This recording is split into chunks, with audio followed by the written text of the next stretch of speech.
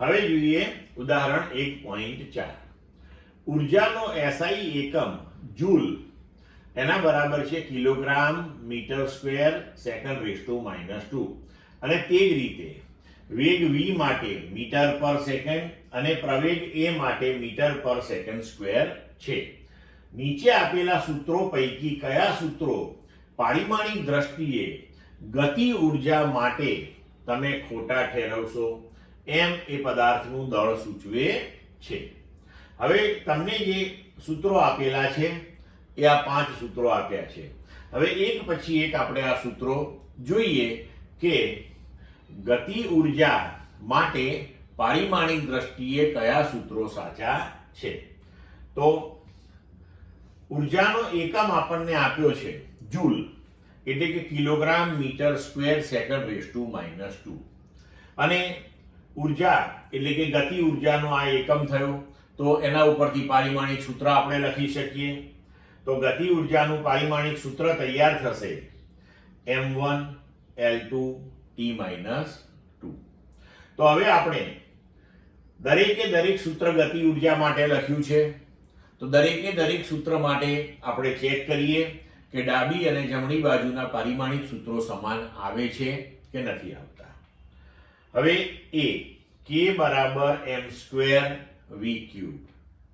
તો k નું પારિમાણિક સૂત્ર એટલે કે ડાબી બાજુનું m1L2T-2. હવે જમણી બાજુનું m²v³ નું તો m નું m1 એનો વર્ગ અને વેગ એનો L1T-1 અને એનો ઘન. હવે જો આપણે આ ઘાતાંકો અહીંયા કૌંસની અંદર લઈ લઈએ તો લખી શકીએ કે m2L3T-3. તો હવે તમે અહીં જોઈ શકો છો કે ડાબી અને જમણી બાજુના પારિમાણિક સૂત્રો સમાન થતા નથી. તો આપણે લખી શકીએ કે આથી આ સમીકરણ પારિમાણિક દ્રષ્ટિએ સાચું સમીકરણ નથી. હવે બીજું લઈએ k બરાબર ½ mv². તો k નું પારિમાણિક સૂત્ર m1L2T-2. હવે જમણી બાજુનું ½ mv². હાફ એને કોઈ પરિમાણ હોય નહીં. m દળ તો એનું પરિમાણ m1, વેગ L1T-1 એનો વર્ગ તો અહીંયા વર્ગ કર્યો આપણે. હવે પરિણામી આપણે લખી શકીએ m1L2T-2. તો અહીં તમે જોઈ શકો છો કે ડાબી અને જમણી બાજુના પારિમાણિક સૂત્રો સમાન થયા.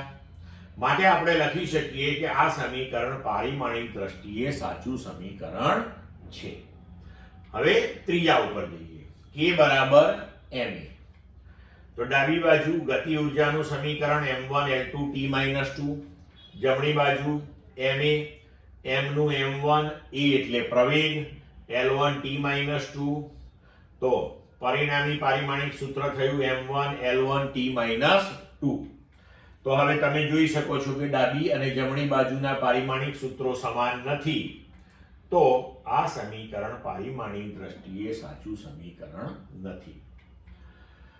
હવે ચોથું લઈએ d. k બરાબર 3/16 mv².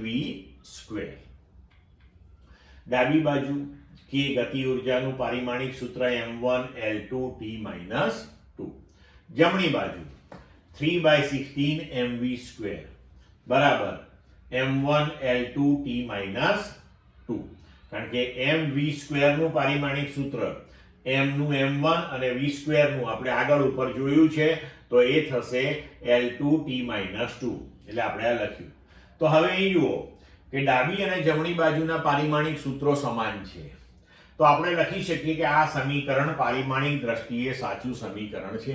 પણ તમને યાદ હોય તો મિત્રો મેં હમણાં કહ્યું હતું તમને કે પારિમાણિક દ્રષ્ટિએ સાચું છે, આ ભૌતિક શાસ્ત્રની દ્રષ્ટિએ આ સાચું નથી. કારણ કે ભૌતિક શાસ્ત્રની દ્રષ્ટિએ ગતિ ઉર્જા જે છે એની વ્યાખ્યા ½ mv² છે. અહીંયા હાફની જગ્યાએ 3/16 લખ્યું છે. એટલે ભૌતિક શાસ્ત્રની રીતે સાચું નથી, પણ પારિમાણિક દ્રષ્ટિએ સાચું થયું છે. બરોબર? ચાલો હવે e. k બરાબર હાફ mv સ્ક્વેર વત્તા ma. હવે અહીં જુઓ બે પદ આવ્યા સરવાળા બાદબાકીના સ્વરૂપમાં. તો જ્યારે આવા પદ આવે ત્યારે આપણે ચર્ચા કરી કે સમાન પરિમાણ અથવા તો સમાન એકમ વાળા પદોના જ સરવાળા બાદબાકી શક્ય બને, એ સિવાય શક્ય બને નહીં. તો હવે અહીંયા આગળ આપણે ચેક કરવું પડે કે પહેલું પદ જે જમણી બાજુ છે તેનું પારિમાણિક સૂત્ર, બીજા પદનું પારિમાણિક સૂત્ર બંને સમાન હોવા જોઈએ અને બંને પાછા ડાબી બાજુ બરાબર હોવા જોઈએ. તો જુઓ ડાબી બાજુ k નું પારિમાણિક સૂત્ર m1 L2 t - 2 half mv square, તો એનું પારિમાણિક સૂત્ર m1 L2 t - 2 આપણે સીધું જ લખ્યું, અહીંયા આગળ આપણે મેળવેલું છે.